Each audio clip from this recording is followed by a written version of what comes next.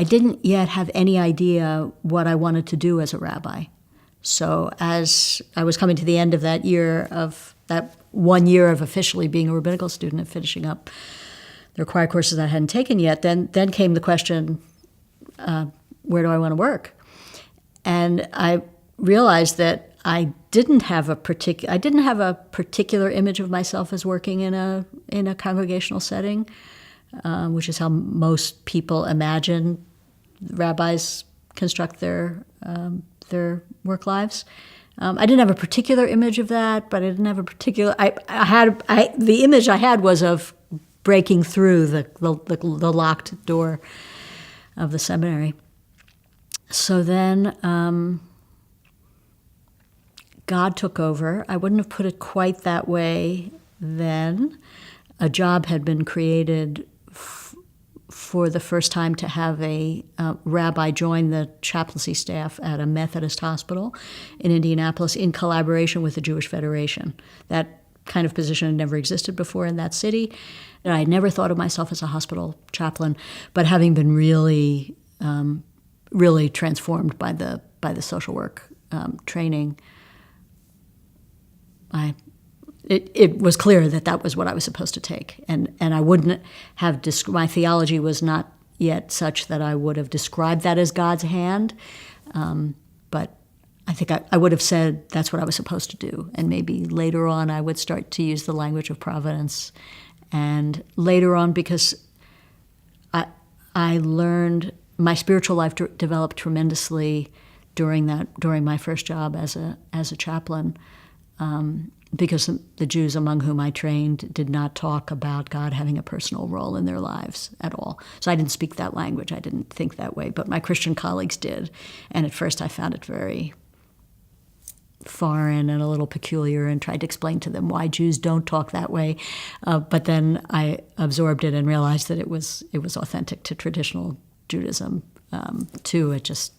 Some of us had fallen out of practice of being open in a sort of highly rationalistic form of Judaism, and I began to open more to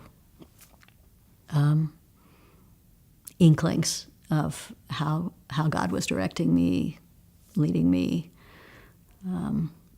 preparing me, moving me in a particular direction. Particularly around the time that I was celebrating the 30th anniversary of my ordination, I realized, I've had sort of a different call in the rabbinate approximately every 10 years. That's interesting. So I don't know what will come next.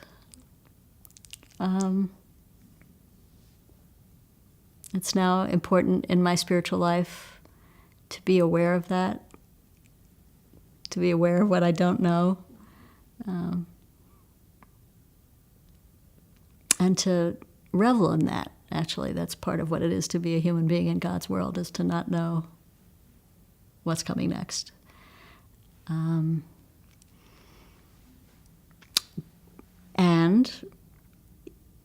it seems like the call into peace work is still continuing to deepen and to bear fruit with this brand new project as we speak. I'm just a couple of weeks into the launch of this Pursuer of Peace Congregation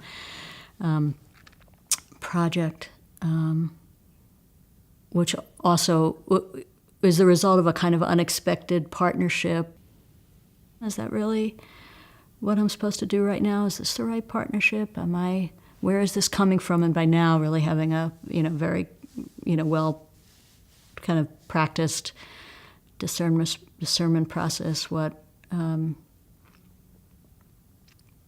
does this feel like? If I say yes to this, how much of this is about ego gratification, or it feels like a big deal, so I want to do it, or is it more, does it feel like there's some real potential to serve here? Does this really feel like the next step in the unfolding of my response to the call to do peace work? But only God knows what's next.